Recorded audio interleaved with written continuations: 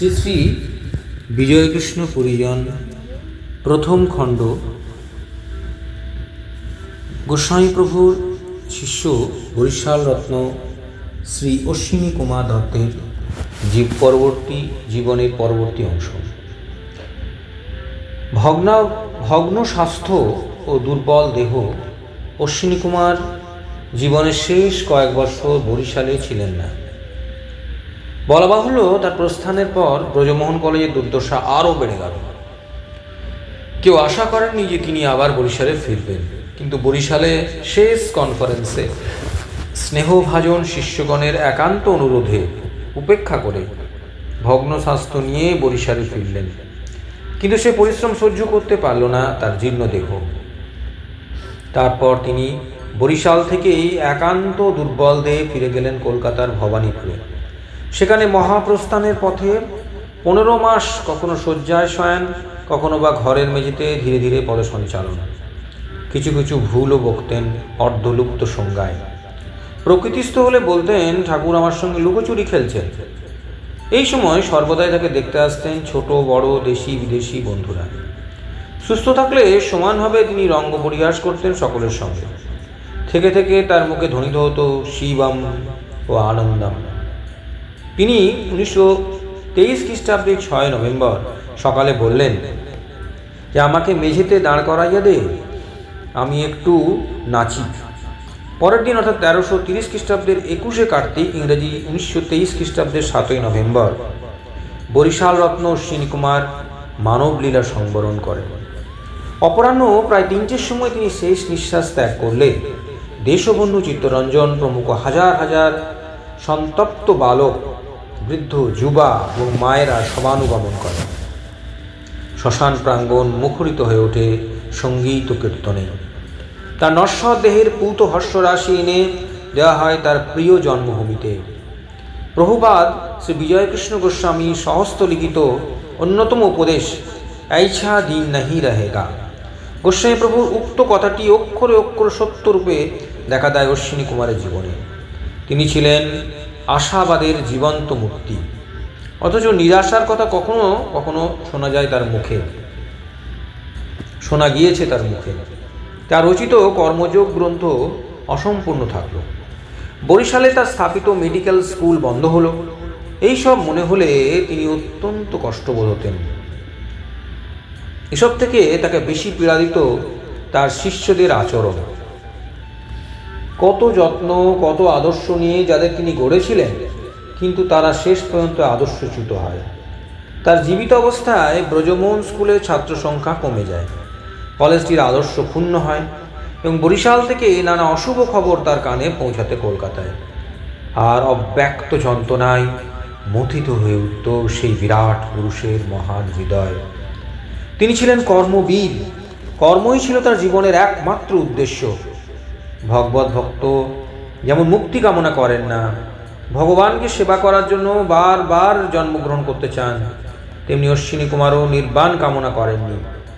দেহত্যাগের কিছুকাল পূর্বে সরকারি উকিলকে তিনি বলেছিলেন, নির্বাণ চায় না, মোক্ষ কামনা করি না, আবার এই পৃথিবীতে আসতে চায়, আবার খাটিতে চায়। কোন দেশে? এই ভারতবর্ষে। কোন প্রদেশে? সোনার বাংলায়। কোন জেলায়? তাও আবার বলিতে হয় বরিশালে। কিন্তু একটা কথা বলিতে পারিতেছি না, কাহার ঘরে জন্মিব। বাপ হইবার উপযুক্ত লোক তো আর দেখিতে পাইতেছি না। একজন ছিল, তাহাকে আপনি ফাঁসি দিয়েছেন। কে সে? আব্দুল দুর্দান্ত দস্যু, নির্মম নরহন্তা, কিন্তু সে অত্যন্ত নির্ভীক। ফাঁসির আগের রাত্রেও সে নিরুদ্বেগে ঘুমাইয়াছিল। উক্তিগুলির মধ্যে একটি সপ্রমাণ যে বরিশালের সর্ববিধ মুক্তির জন্য তিনি যে কর্মসূচি রচনা করেছিলেন তা অসমাপ্ত রেখে চলে যাওয়া তার মন চায় না। তাই সে কাজ সুসিদ্ধ করার জন্য পরবর্তী জন্মে বরিশালেই তাকে আবার ফিরে আসার সংকল্প করতে হয়েছে। এরকম স্বদেশপ্রাণ মানুষ পৃথিবীতে অত্যন্ত দুর্লভ। স্বদেশী আন্দোলনের সময় দেশের যুবকদের নৈতিক ও সর্বকল্যাণময় চরিত্র গঠনে তার লিখিত ভক্তিযোগ নামক অমূল্য গ্রন্থটি বিশেষ প্রভাব বিস্তার করে সমগ্র ভারতবাসীর মধ্যে। ইহা ছাড়াও কর্মযোগ, প্রেম প্রভৃতি গ্রন্থ উল্লেখযোগ্য। পূর্ববঙ্গের ছাত্র ও যুব সমাজের উপর তার অপ্রতিহত প্রভাব ছিল। এই জন্য তিনি পূর্ববঙ্গের মুকুটহীন রাজা বলে অভিহিত। এরপর ভক্তিযোগ গ্রন্থটির বিষয়ে কিছু বলে আমাদের কথা শেষ করব। বরিশাল ব্রজমোহন বিদ্যালয়ে ভক্তিযোগ সম্বন্ধে কয়েকটি বক্তৃতা প্রদান করেন অশ্বিনী কুমার দত্ত মহাশয় 1294 খ্রিস্টাব্দে। ভক্তিযোগ ওই বক্তৃতাগুলির সামগ্রিক অংশ। গ্রন্থটি সম্বন্ধে মন্তব্য করতে গিয়ে আচার্য জগদীশচন্দ্র মুখোপাধ্যায় বলেছেন যে সমস্ত বিষয় ভবিষ্যতে জাতীয় সম্পত্তি রূপে পরিগণিত হইতে পারে। মুখোপাধ্যায় মহাশয়ের এই উক্তি যে যথার্থ তাতে সন্দেহ নাই। গ্রন্থটির মধ্যে নিহিত ভক্তির মূল তত্ত্ব, লক্ষণ, নির্দেশ, ভক্তির পরিপন্থী ও তা নিবারণের উপায়, অধিকারী ভেদে ভক্তির প্রকারভেদ, ভক্তিপথের সহায়, ভক্তির ক্রম ও উৎকর্ষ প্রভৃতি বিষয়াবলী তিনি ব্যাখ্যা করেছিলেন দৃষ্টান্তসহ বিশদ ও সরল ভাষায়। শাস্ত্রসমূহ থেকে অনেক রত্ন আহরণ করে তা গ্রথিত হয়েছে যথাযোগ্য স্তরে। গ্রন্থটিতে রয়েছে উদার অসাম্প্রদায়িক ভাব, সংকীর্ণ হৃদয়তার বিন্দুমাত্র চিহ্ন নাই। আত্মার বলকারী নীতিপূর্ণ সদুপদেশ রাশিতে গ্রন্থটি উজ্জ্বল হয়ে উঠেছে। জাতীয়তাহীনতা ও চরিত্র স্খলনের পরিণাম দেখানো হয়েছে।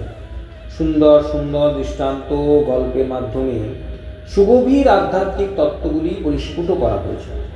মহৎস আদর্শ সংস্থাপন গ্রন্থকর্তার অন্যতম উদ্দেশ্য। ভোগ লিপ্সা পরায়ণ মানবরূপী পশু যে কীভাবে নৈতিক শক্তির চরম শিখরে আরোহণ করে আদর্শ চরিত্রবান হতে পারে তার বহু দৃষ্টান্ত পাওয়া যায় গ্রন্থ।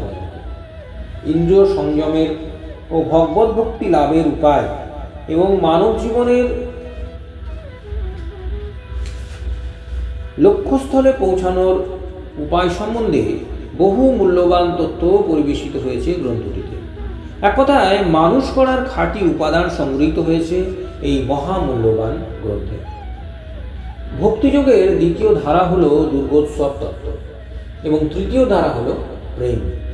দুর্গোৎসব তত্ত্বের মধ্যে তিনি ব্যাখ্যা করেন যে অন্তরের ভক্তি হল পুজোর শ্রেষ্ঠ উপকরণ, আর পুষ্প, বিল্লপত্র, নৈবেদ্যাদি এমনকি মূর্তি ও বাহ্য সহায় মাত্র।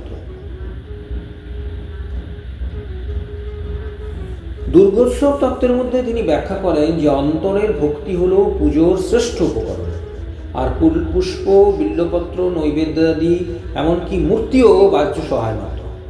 আর তৃতীয় ধারা প্রেমের ব্যাখ্যাত হয়েছে যে ঈশ্বর ভক্তি ও তৎপ্রসূত সর্বজীবে প্রীতি হল মানব জীবনের চরম আদর্শ। এই দুটি বক্তৃতা এবং ওই নামে পরে প্রকাশিত হয় পুস্তক আকারে। ভক্তিযোগের ন্যায় কর্মযোগ ও জ্ঞানযোগ সম্বন্ধেও কিছু বলার ইচ্ছা ছিল তার, কিন্তু তার হয়ে ওঠেনি। বহু বৎসর পরে তিনি মনের প্রবল ইচ্ছায় কর্মযোগ নামে একখানি ক্ষুদ্র পুস্তক প্রকাশ করেন, কিন্তু জ্ঞানযোগ সংকল্প মাত্রেই পর্যবসিত হল, লেখা বা বলা কিছুই হল না।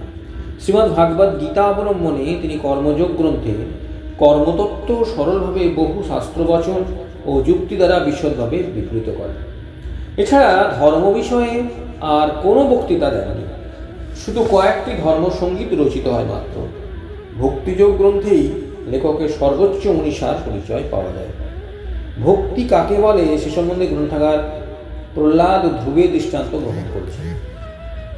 প্রহ্লাদের প্রাণে প্রথম থেকে ছিল অহৈতুকী ভক্তি লাভের জন্য অসীম আকাঙ্ক্ষা, কিন্তু ধ্রুবের ছিল প্রথমে হৈতুকী ভক্তি, অর্থাৎ তিনি রাজপথ পাওয়ার জন্য তপস্যা আরম্ভ করেন। তার তীব্র তপস্যায় ভগবান তার সামনে আবির্ভূত হয়ে ভক্তকে বর চাইতে বললে ধ্রুব উত্তর দেন, স্থানাভিলাষী তপসী স্থিতোহম ত্বাং প্রাপ্তবান দেব মুনীন্দ্র গুজ্জম কাচং বিচিন্ন নপি দিব্যরত্নং স্বামীন কৃতার্থোস্মি বরং ন যাচে। হরিভক্তি সুখোদয় 7:18। পদাভিলাষী হইয়া আমি তপস্যা আরম্ভ করিয়াছিলাম বটে, কিন্তু হে দেব, কত মুনীন্দ্র যোগীন্দ্র তপস্যা করিয়া যাহাকে পান না, পাইলাম সেই তোমাকে। কাঁচ অন্বেষণ করিতে হঠাৎ পাইলাম দিব্যরত্ন। হে স্বামীন, কৃতার্থ হইয়াছি, আর বর চাই না। এখন আর অন্য অভিলাষ নাই, কেবল চাই ভগবানকে, আর বর চাই না। কি অপূর্ব পরিণতি! হৈতুকী ভক্তি কোথায় চলিয়া গিয়াছে? সেই পরানুরক্তি অহৈতুকী ভক্তি সহস্রধারে সমগ্র হৃদয় প্লাবিত করিতেছে। ভক্তির অধিকারী সম্বন্ধে দত্তমহাশয় মহাভারতের শান্তি পর্ব ও শ্রীমদ্ ভাগবত থেকে প্রমাণ সংগ্রহ করে বলেছেন যে যুবৈব ধর্মশীল সাত অনিত্যং খলু জীবিতম কো হি জানাতি কস্যাদ্ মৃত্যুকাল ভবিষ্যতি। শান্তি পর্ব 175-17। যুবা বয়সেই ধর্মশীল হইবে। জীবন অনিত্য, কে জানে আজ কাহার মৃত্যু হইবে। মৃত্যু বালককেও ত্যাগ করে না। ভক্ত চূড়ামণি বলিয়াছেন যে কৌমারে আচরেত প্রাজ্ঞ ধর্মান ভাগ বতাম্নিহ দুর্লভং মানুষং জন্ম তৎপ্র ধ্রুব মর্থদম। ভাগবত 7:6-1। বাল্য বয়সেই ভাগবত ধর্ম আচরণ করিবে। জীবন কদিনের জন্য? মনুষ্য জন্মই দুর্লভ, তন্মধ্যে সকল কাম জীবন নিতান্তই অধ্রুব। এই পৃথিবীতে যারা মহান পুরুষ বলিয়া খ্যাত, তাহাদের প্রায় সকলেরই বাল্য জীবনেই ভগবত ভক্তির পরিচয় পাওয়া যায়। বাল্যাবস্থায় ভক্তি উপার্জন না করিলে পরে যৎপরণস্তি পরিত্যক্ত হইতে হয়। সুতরাং কোনো বালক যেন বৃদ্ধ বয়সে ভক্তি সাধন করিব বলিয়া অপেক্ষা করিয়া না থাকে। ভগবত ভক্তিতে নিম্নজনী চণ্ডাল প্রভৃতির অধিকার আছে। চণ্ডাল কন্যা সবরই তার উজ্জ্বলতম দৃষ্টান্ত। এই ভক্তি লাভের জন্য বাইরে বিদ্যা নিষ্প্রয়োজন। শ্রীরামকৃষ্ণ পরমহংসদেব তার উজ্জ্বল দৃষ্টান্ত। তার তো তথাকথিত বিদ্যা ছিলই না, কিন্তু তার ন্যায় কয়জন জ্ঞানীর সন্ধান পাওয়া যায়? তার ন্যায় কয়জন জ্ঞানীর সন্ধান পাওয়া যায়? মা বলে ডাকতে কারো বিজ্ঞান বা কুটস্থিত অধ্যয়নের প্রয়োজন হয় না। সংসারী ভক্তের বহু দৃষ্টান্ত আছে। রায় রামানন্দ, পুণ্ডরিক বিদ্যানিধি এসব বিষয়ে বিশেষ উল্লেখযোগ্য। ভক্তির সঞ্চার হয় মহতের কৃপায় এবং ভগবানের কৃপায়। এই বিষয়ে দত্ত মহাশয় ভক্তমাল গ্রন্থ থেকে রাজবাড়ির এক ম্যাথরের দৃষ্টান্ত গ্রহণ করেছেন। এই ম্যাথর কপট যোগীবেশ ধারণ করে রাজকন্যা ও অর্ধেক রাজ্য লাভের প্রায় অধিকার পেয়েও বিবেকের দংশনে কপট যোগীবেশ ছিন্ন করে প্রকৃত ভক্ত পরিণত হল। অমাবস্যার অন্ধকার পূর্ণিমা রজনীতে পরিণত হল। ভগবানের অপার করুণায় ইহা সম্ভব হয়েছিল। ঠিক অনুরূপভাবে পরিবর্তন করেছিল নিষ্ঠুর এক ব্যাধের জীবনে। সে কপট সাধুবেশ ধারণ করলে পাখিরা তার কাছে নিঃশঙ্কভাবে আসতে দেখে তার মনও তৎক্ষণাৎ বিপরীতমুখী হল। ব্যাধ তৎক্ষণাৎ পরম ভক্ত হয়ে গেল। মহাপাপী জগায়মাধায়ও এইভাবে এক শুভ মুহূর্তে ভগবত ভক্তে পরিণত হয়। অতি আধুনিককালে দত্ত মহাশয় নিজের দেখা একজন পিতর বংশোদ্ভব জঘন্য প্রকৃতির মানুষের মধ্যে যে কিভাবে পুণ্যময় জীবনের শুরু হলো তার কথা বলতে গিয়ে গ্রন্থে উল্লেখ করেছেন যে বেলা গেল কথার মধ্যে যে শুধু একটি লোকেরই জীবন পরিবর্তিত হয়ে গেল তা নয়, এরকম মাহেন্দ্রক্ষণ অন্যের জীবনও ঘটেছে। সেই দুর্বৃত্তের ভগবানের নাম শোনামাত্র জীবন পরিবর্তিত হয়ে গেল, আর সে কলঙ্ক নয়। দত্ত মহাশয় লিখেছেন যে এখন তিনি কবিরাজি ব্যবসা করছেন। 1 টাকা কি তদূর্ধ্ব যা পান তা দান করেন ব্রাহ্ম সমাজে, আর 1 টাকার কম পেলে নিজের জীবিকা নির্বাহের জন্য ব্যয় করেন। ভক্তিপথে অগ্রসর হতে গেলে পদে পদে বাধা দেখা যায়। প্রায় প্রতিক্ষণে ভক্তিপথগামীকে বিভ্রান্ত করার চেষ্টা করা হয়। এ সম্বন্ধে দত্ত মহাশয় বলেছেন যে প্রথমেই কুসঙ্গ পরিত্যাগ করতে হবে। তিনি নারদ ভক্তি সূত্রে থেকে উল্লেখ করে বলেছেন যে দুঃসঙ্গ সর্বথৈব ত্যাজ্য। এই দুঃসঙ্গ বলতে কুচরিত্র ব্যক্তিগণের সঙ্গে মিলন ও আলাপ ব্যবহার, কুগ্রন্থ অধ্যয়ন, কুচরিত্র দর্শন, কুবাক্য ও কুসঙ্গীত শ্রবণ। কুসঙ্গের ন্যায় ভক্তিবিরোধী আর কিছুই নাই। এ সম্বন্ধে নারদ ভক্তিসূত্র 44 থেকে কাম, ক্রোধ, মোহ, স্মৃতিভ্রংশ, বুদ্ধিনাশ, সর্বনাশ কারণাৎ সূত্রটি উদ্ধৃত করে তিনি বলেছেন যে কুসংসর্গ কাম, ক্রোধ, মোহ, স্মৃতিভংশ, বুদ্ধিনাশ ও সর্বনাশের কারণ। অতঃপর শ্রীমদ্ ভাগবত গীতা 2:62 বা 63 থেকে নিম্নোক্ত ধ্যায়তু বিষয়ান পুংসঃ সঙ্গস্তেষু পজায়তে সঙ্গাৎ সংজায়তে কামঃ কামাৎ ক্রোধঃ বীজায়তে ক্রোধাৎ ভবতি সম্মোহৎ স্মৃতিভ্রংশাদ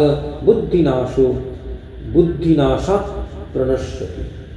শ্লোকোদ্বয় উদ্ধৃত করে বলেছেন যে বিষয়ধানে আসক্তি, আসক্তি থেকে কাম, কাম থেকে ক্রোধ এবং ক্রোধ থেকে মোহ, মোহ থেকে স্মৃতিভংশ এবং স্মৃতিভংশ থেকে বুদ্ধিনাশ, বুদ্ধিনাশ থেকে বিনাশ। এই সম্বন্ধে তিনি আরও বলেছেন যে কাম ক্রোধের তরঙ্গ না আছে কোন হৃদয়? সকলেই কাম ক্রোধ দ্বারা সমীভূত হন, কিন্তু সেই তরঙ্গ দুঃসঙ্গের বাতাস পাইলে একেবারে সমুদ্রের আকার ধারণ করে। ক্ষুদ্র ক্ষুদ্র তরঙ্গ যখন উঠছিল তখন তাকে দমন করা তত কঠিন ছিল না। সমুদ্রের মূর্তি ধারণ করলে তাকে দমন করা যে কি দুঃসাধ্য ব্যাপার তা সকলেই বুঝতে পারে। এরপর নারদ ভক্তি সূত্র থেকে স্ত্রী ধনিনাস্তিক বৈরী চরিত্রং শ্রবণীয়ম শ্লোকটি উল্লেখ করে তিনি বলেছেন যে স্ত্রীলোকের রূপ, যৌবন, হাবভাব প্রভৃতির বর্ণনা শ্রবণ করিবে না, ধনী চরিত্র শ্রবণ করিবে না, কারণ তাতে ভোগক শক্তির জন্য শ্রোতা অত্যন্ত ব্যাকুল হতে পারে। নাস্তিকের চরিত্র শুনতে শুনতে ভগবত বিষয়ে সংশয় উপস্থিত হয়, চিত্ত অস্থির হয়ে পড়ে, মন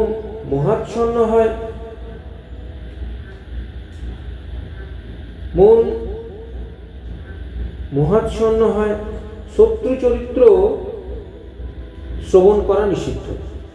শত্রু চরিত্র শুনতে শুনতে হৃদয়ে ক্রোধানল উদ্দীপ্ত হয়ে ওঠে।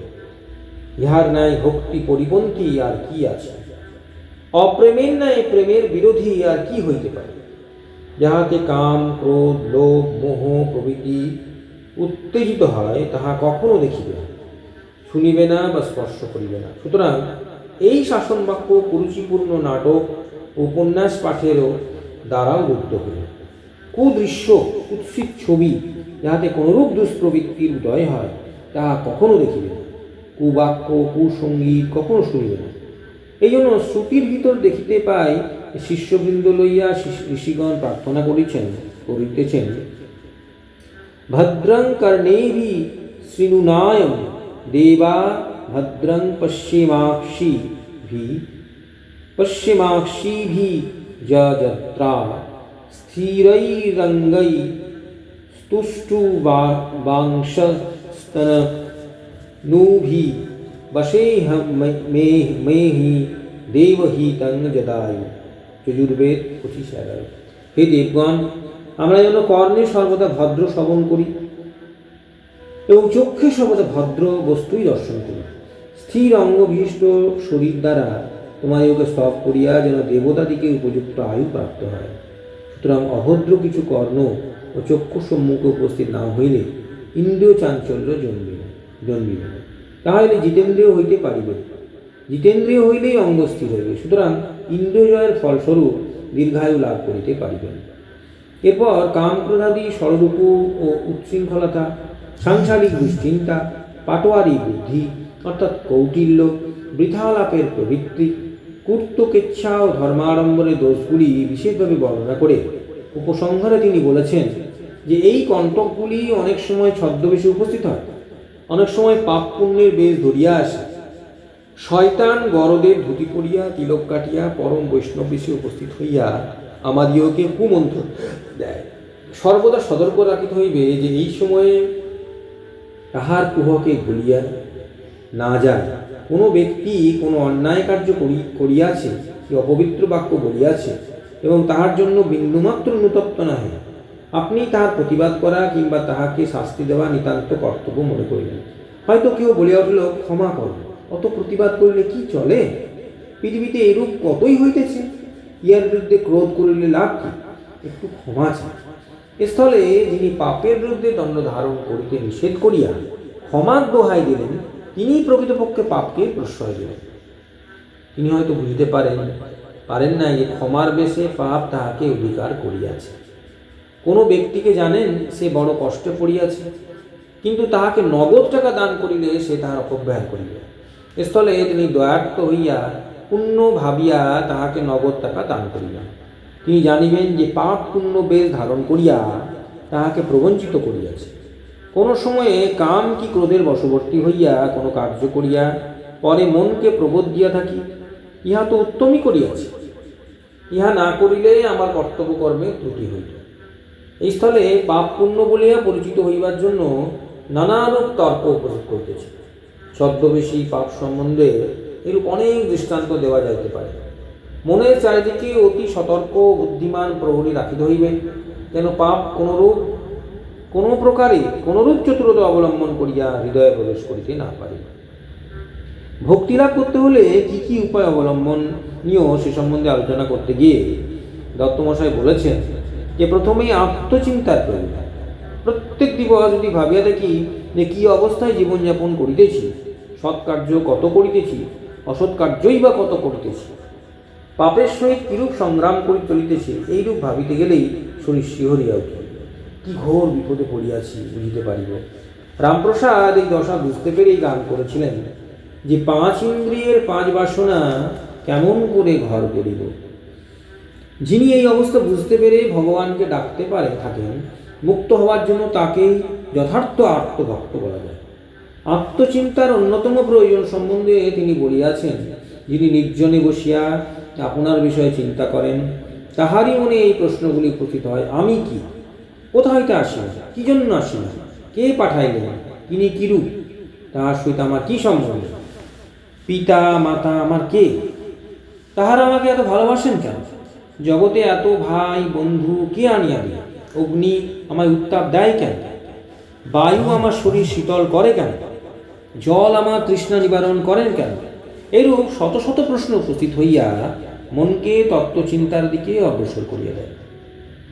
একটু জিজ্ঞেস করলে কি এক প্রেমময় শক্তি যে জগন্ময় কার্য করিতেছেন তার সুস্পষ্ট উপলব্ধি হয়। এই শক্তির উপলব্ধি হইলে যত ইহার বিষয়ে চিন্তা হয় ততই তাহার দিকে আকৃষ্ট হওয়া এবং ইহার প্রতি ভক্তিপূর্ণ হওয়া অবশ্যম্ভব। অর্থাৎ যদি ভক্ত হয় তাহলেও তার আত্মচিন্তা অবশ্য করণীয়। এ সম্বন্ধে দত্তমশায় বলেছেন যে ধ্রুব রাজসিংহাসন পাইবার প্রার্থী হইয়া ভগবানকে ডাকিতে আরম্ভ করেন, অবশেষে কৃষ্ণরস পাইয়া তার কাম ছাড়ি দাস হইতে অভিলাষ জন্মিল। চৈতন্যোক্ত পঞ্চসাধনে অর্থাৎ সৎসঙ্গ, কৃষ্ণ সেবা, ভাগবত, নাম, ব্রজেবাস এই 5টিতে অনুরক্ত হলেও কৃষ্ণ প্রেমোদয় হয়। নাম সম্বন্ধে তিনি বলেছেন যে উপযুক্ত গুরুর নিকটে কোনো নামে দীক্ষিত হইলে জীবনের অনেক উপকার হয়। যিনি উপযুক্ত গুরু দ্বারা উপদিষ্ট তিনি ভাগ্যবান।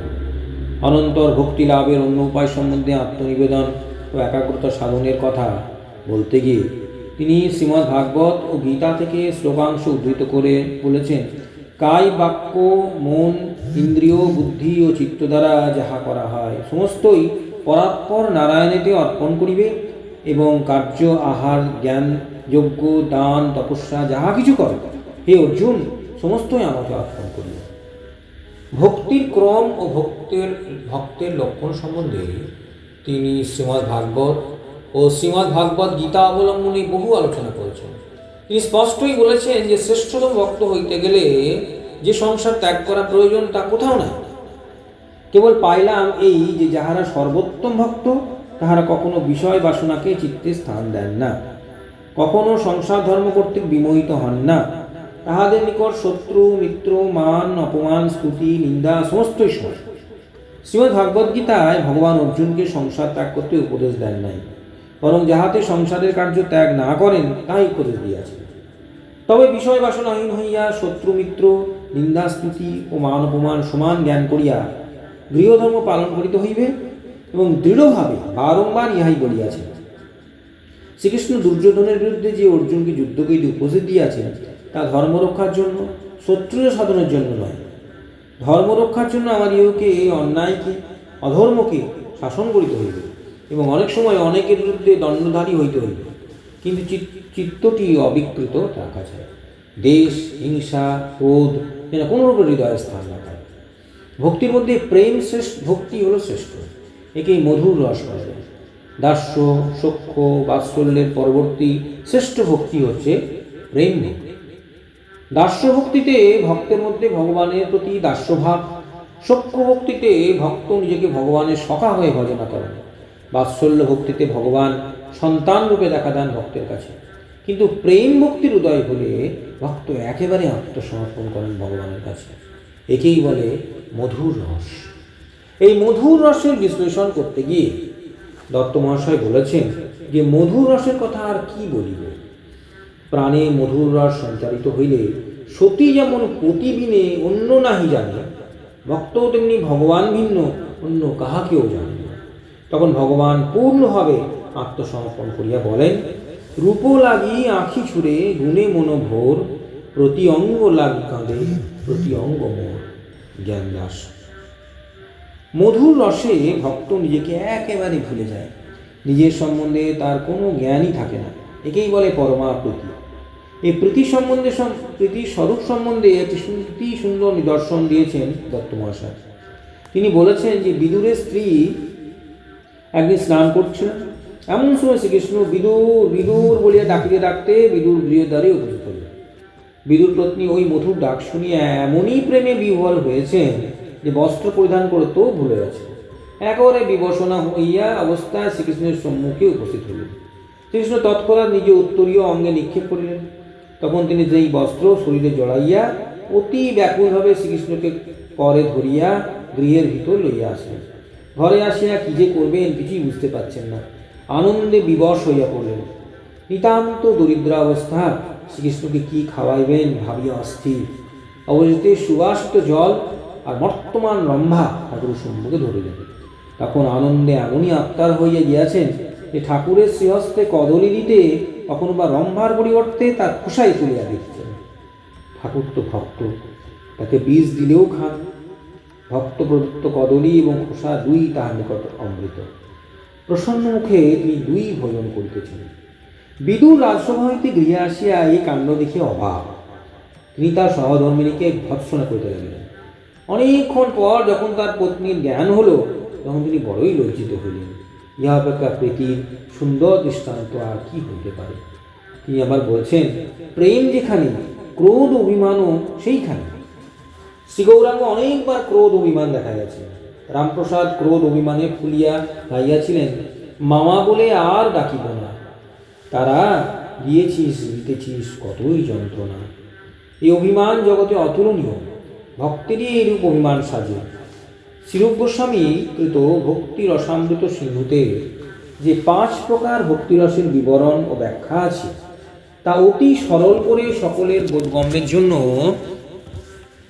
অতি সুন্দর করে সংক্ষেপে দত্তমশাই যা বলেছেন তার তুলনা নেই। এখানে ভক্তিরসের সেই অন্যতম 4টি শান্ত, দাস্য, সখ্য ও বাৎসল্যের বিবরণ দিতে গিয়ে তিনি বলেছেন যে ভক্তভেদে ভক্তিরস 5 প্রকার: শান্ত, দাস্য, সখ্য, বাৎসল্য এবং মধুর। এই শেষোক্ত মধুর রসের কথা ইতিপূর্বেই সামান্য আলোচনা করা হয়েছে, কিন্তু অন্য 4টির কথা কিছু না বললে অসম্পূর্ণ থাকবে বলে এ বিষয়ে প্রবৃত্ত হতে হচ্ছে। সুতরাং দত্তমহাশয়ের উক্তি এখানে উদ্ধৃত হল। শান্ত না হওয়া পর্যন্ত ভক্তি আরম্ভ হয় না। শান্ত রস ভক্তির প্রথম সোপান।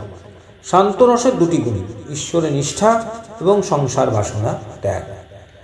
দাস্যরতিতে ভক্তের মনে মমতার সঞ্চার হয়, ভগবান প্রভু, ভক্ত দাস। সখ্য রসে গৌরব সম্ভ্রমের অভাব, আত্মসমজ্ঞান, ভগবানের সম্পূর্ণ বিশ্বাস, তাহার সহিত গলাগলি, কোলাকুলি, প্রেমের বিবাদ, অভিমান, ক্রীড়া, কৌতুক। বাৎসল্য রসে ভগবান গোপাল, ভক্ত তাহাকে পুত্রের ন্যায় আদর করেন, স্নেহ করেন, ক্রোড়ে তুলিয়া দেন। উক্ত 4টি ভক্তিরসের সম্বন্ধে দত্তমহাশয় পৌরাণিক ও আধুনিক অনেক দৃষ্টান্ত দিয়ে বিষয়টি অতি প্রাঞ্জল করে দিয়েছেন, যাতে সাধারণ মানুষও আস্বাদন করতে পারে এবং তদানুবর্তী হয়। তিনি তো গ্রন্থ লিখতে বসেননি, তার উদ্দেশ্য হলো মানুষ তৈরি করা, কথায়, কাজে ও সঙ্গদানে। ভক্তিযোগের চরম উৎকর্ষের কথায় তিনি বলেছেন যে ভগবান স্বয়ং ভক্তের দাস। শ্রীমদ্ ভাগবতে ভগবান বলেছেন, অহং ভক্ত পরাধীনো ধীনোচ্ছ স্বতন্ত্র ইব দ্বিজ সাধুভিগ্রস্ত হৃদয় ভক্তই ভক্ত জনপ্রিয়। শ্রীমদ্ ভাগবত 9:4-63। আমি ভক্তের অধীন, অতএব পরাধীন। আমি ভক্তজনকে বড় ভালোবাসি। সাধু ভক্তগণ আমার হৃদয়ে বাস করিয়াছেন, সুতরাং আমার হৃদয়ের উপরে আমার কোনো ক্ষমতা নাই। নহমাত্মা নমাশাসে মদ্ভক্তৈ সাধু ভির্বীনা শ্রিয়ং চত্তন্তি কিং ব্রহ্মণ যেষাং গতির হং পরা। শ্রীমদ্ ভাগবত 9:4-64। আমি যাহাদিওকে পরাগতি, সেই সাধু ভক্তগণ ব্যতীত আমি অত্যন্তিক শ্রী চাই না, এমনকি আমি আমাকেও চাই না। ভক্তের এইরূপ তাহার হৃদয়ের উপর রাজত্ব। যে দারাগার পুত্রাপ্তা প্রাণং বিক্তবীমং পরম হিত্বামং শরণং যাত্বা কথং ত্বাং স্তক্তু মুৎসহে। শ্রীমদ্ ভাগবত 9:4-65। যাহারা পত্নী, গৃহ, পুত্র, আত্মীয়, প্রাণ, ধন, ইহলোক পরলোক ওই সকলগুলির মমতা ত্যাগ করিয়া আমার শরণ লইয়াছেন, আমি কিরূপে তাহাদিওকে পরিত্যাগ করিতে পারি? ময়ি নির্বদ্ধ হৃদয়া সাধব সমদর্শনাঃ বশে কুর্বন্তি মাং ভক্ত্বা স্ত্রিয়ং সৎপতিং যথা। যেরূপ সতী স্ত্রী সৎ পতিকে বশীভূত করেন, সেরূপ সমদর্শী সাধুগণ আমাদের হৃদয় বাঁধিয়া আমাকে বশ করেন। মৎসেবয়া প্রতীতং তে সালোক্যদি চতুষ্টয়ং নিচ্ছন্তি সেবয়া পূর্ণ কুতো হনাৎ কাল বিদ্রুতম। আমার সেবাতে পরিতৃপ্ত হইয়া তাহারা সেই সেবা দ্বারা লব্ধ সালোক্যাদি চতুর্বিধ মুক্তিও বাঞ্ছা করেন না। কালে যাহা লয় পায়, এরূপ ক্ষণস্থায়ী বিষয়ের কথা আর কি বলিব। সাধব হৃদয়ং মহম্মজ্জং সাধুনাং হৃদয়ং তাহং মদ্দন্তে না জানন্তি নাহং তেভ্যা মনাগপি। সাধুগণ আমার হৃদয় এবং আমি সাধুদিগের হৃদয়, তাহারা আমাকে ভিন্ন অন্য কিছুই জানেন না, আমিও তাহাদিওকে ভিন্ন আর কিছুই জানি না। মোদন্তি পিতরো নিত্যন্তি দেবতা সনাথা চেয়ং ভূর্ভবতী। নারদ ভক্তিসূত্র 71। পিতৃগণ আনন্দ করেন, দেবগণ নৃত্য করেন। বসুন্ধরা মনে করেন, এতদিন অনাথা ছিলাম, আজ আমি সনাথা হইয়াছি। এমন ভক্ত যে স্থলে পদক্ষেপ করেন, সে স্থল সোনা। যাহা স্পর্শ করেন তাহা হীরকে পরিণত হয়। যেদিকে দৃষ্টিপাত করেন সেদিক ধ্রুবলোকের শোভন। পূর্ণেন্দু জ্যোতিতে আলোকিত হয়, তাহার অঙ্গচেষ্টায় চারিদিকে স্বর্গের পরিমল ছড়িয়ে থাকে। তাহারা প্রত্যেক বাক্যের পাপীর হৃদয়ে শতদল পদ্ম ফুটিয়ে থাকে। প্রত্যেক কার্যে মন্দাকিনীর বিমল ধারা জগৎকে প্লাবিত করে। প্রত্যেক চিন্তায় এই সন্তপ্ত ধরার কুসুম রাশি বর্ষিত হয়। মর্তে তাহার নামে আনন্দ কোলাহল, স্বর্গে তাহার বিজয় দুন্দুবি নিনাদ, নরলোকে রাজেশ্বরের কনক কিরীটি তাহার চরণতলে লুণ্ঠিত। সুরপুরের দেবগণ তাহার আসন প্রান্তে স্থান পাইলে আপনাদিকে ধন্য মনে করেন। ভক্তের সম্বন্ধে যা বলার দরকার তা স্বতঃস্ফূর্তভাবে প্রকাশ পেয়েছে উদ্ধৃত উক্তিতে। ভক্তের শ্রেষ্ঠতম পূজক অশ্বিনী কুমারের লেখনীতে। ভক্তকে পুজোর জন্য যে পুষ্পার্ঘ্য তিনি সাজিয়ে রেখেছিলেন মানব পুষ্পোদ্যানে, তার সবটুকুই ভক্তকে নিবেদন করে পরাশান্তি লাভ করেছেন। কিন্তু তিনি তাতেও পরিতৃপ্ত না হয়ে সকলকে আহ্বান করেছেন তার সঙ্গে পরাশান্তি লাভের অংশীদার হতে। তিনি আহ্বান করেছেন এই বলে যে একবার আসুন, আমরা প্রাণ ভরিয়া ভক্ত ভগবানের যুগল মিলন এই জগতে ঘোষণা করি। ভগবান সেই দেব দুর্লভ মিলনের পরম মনোহর ছবি দেখাইয়া আমাদেরকে মোহিত করুন। আমরা গগন মেদিনী বিকশিত করিয়া একবার হরিধ্বনি করি, জয়তি জয়তি জগন্মঙ্গলং হরের নাম, জয়তি জয়তি জগন্মঙ্গলং হরের নাম। শ্রীধর স্বামী কৃত শাস্ত্র সিন্ধু মন্থন করে বরিশাল রত্ন অশ্বিনী কুমার দত্ত ভক্তিযোগ নামক ভারত বিখ্যাত গ্রন্থটি লিখেছিলেন। মানুষ সৃষ্টির জন্য সে অমূল্য গ্রন্থটির সামান্যই পরিচয় রইল লিখিত অংশে। অনন্তর আমরাও লেখককে প্রণাম করে এখানেই নিবৃত্ত হইলাম। নমো ভক্ত প্রবরায় বরিশাল রত্নায় চ দেশপ্রেমিক শ্রেষ্ঠায় দেশবরেণ্য মনীষী। জয় গুরু, জয় গোসাই। ভজ গুরু গৌরাঙ্গ রাধা গোবিন্দ ব্রহ্ম নারায়ণ হরে কৃষ্ণ রাম।